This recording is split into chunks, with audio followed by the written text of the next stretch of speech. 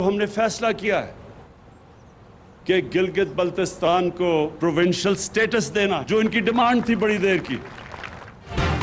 वजीर आजम इमरान खान का गिलगित बल्तिस्तान को सूबे का दर्जा देने का ऐलान। कहा इकदाम यूएन की करारदाद को मद्देनजर रखकर किया गया। गिलगित के यौम आज़ादी की तकरीब से खिताब में वजीर आजम की मोदी हुकूमत पर कड़ी तनकीद। बोले भारत में पाकिस्तान और मुसलमानों से नफरत करने वाली हुकूमत है।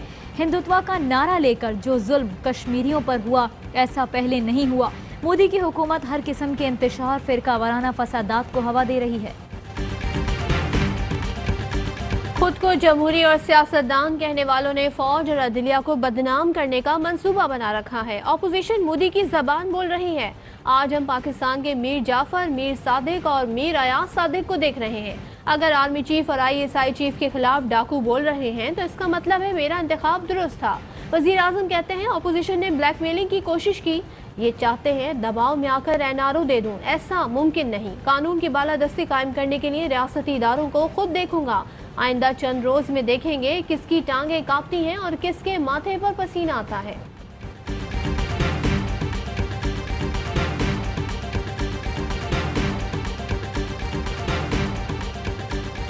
ट्रांसपेरेंसी इंटरनेशनल भी कहता है कि इमरान की हुकूमत बनने के बाद करप्शन में कमी नहीं, इजाफा हुआ है।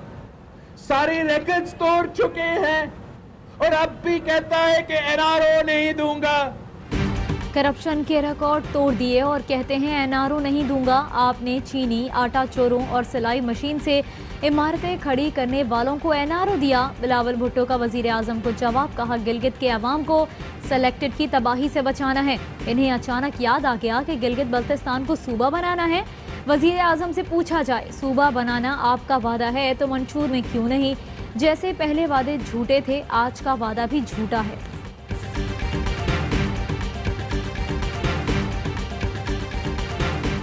फवाद चौधरी कहते हैं जिनके पैसे फंसे हैं वो जलसे कर रहे हैं। नून लीग की मखसूस क़यादत अपनी सियासत में रियासती मफाद को नुकसान पहुंचा रही है। अब गिलगित के अवाम को भी वो तमाम आईनी हुकूक हासिल होंगे जो पाकिस्तान के बाकी सूबों के अवाम को हैं। मुराद सईद ने कहा गिलगित बल्तिस्तान के अवाम का दिरीना मुतालबा पूरा करने पर वजीर आजम के मशकूर हैं। मुशीर वजीर आजम बाबर अवान बोले गिलगित बल्तिस्तान कौमी धारे में शामिल हो गया।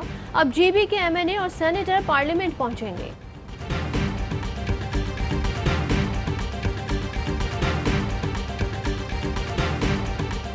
अपोजिशन का बयानिया पाकिस्तान के बयानिए के यकसर खिलाफ है। मुल्की मफादात दाव पर लगाने में कोई कसर नहीं छोड़ी।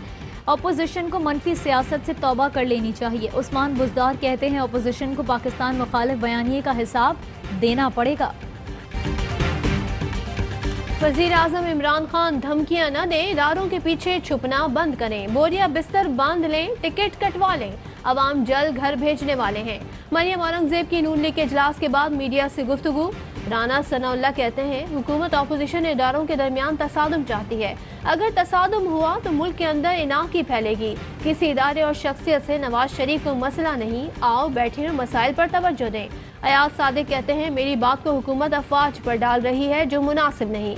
भारतीय झंडा और मोदी की तस्वीर पाकिस्तान में लगवा दी गई, ये कहाँ की हुब्बुल वतनी है।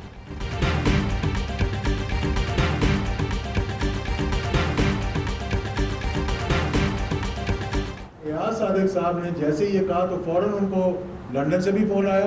मौलाना फजल रहमान साहब उनके घर पहुंच गए और लंदन से उनको फोन आया कि डटे।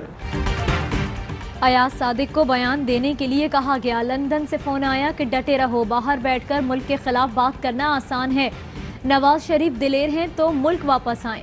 एजाजुल हक कहते हैं मुल्क और फौज के खिलाफ नया बयानिया सामने आया है। ये बयानिया दुश्मन का हो सकता है, मुल्क के खैर ख्वाह का नहीं। तहरीक इंसाफ की कराची में पाकिस्तान जिंदाबाद रैली। कारकुनों की बड़ी तादाद शरीक। शुरका मज़ार कायद से क्लिफ्टन तक जाएंगे। चौधरी परवेज इलाही का गंदम की फी मन कीमत 2000 रुपए मुकर्रर करने का मुतालबा। कहा 1600 रुपए वाला लॉलीपॉप अपनी जेब में रखें, किसी और के काम आएगा। पाकिस्तान का किसान खुशहाल नहीं तो मईशत पर बुरा असर पड़ेगा। नारोवाल से लीगी रहनुमा चौधरी अहमद संघरा की परवेज इलाही से मुलाकात। काफ लीग में शामिल। और दूसरा वनडे मैच जिम्बाब्वे का पाकिस्तान को जीत के लिए 207 रन का हदफ। मेहमान टीम 46वें ओवर में पवेलियन लौट गई। शेन विलियम्स ने 78 रन की इनिंग्स खेली। इफ्तिखार अहमद की तबाहकुन बॉलिंग, 5 शिकार किए। मूसा खान की डेब्यू पर 2 विकेटें। पाकिस्तानी अंपायर अलीम डार के लिए खास मैच, सबसे ज्यादा वनडे मैचेस में अंपायरिंग करने का रिकॉर्ड अपने नाम कर लिया।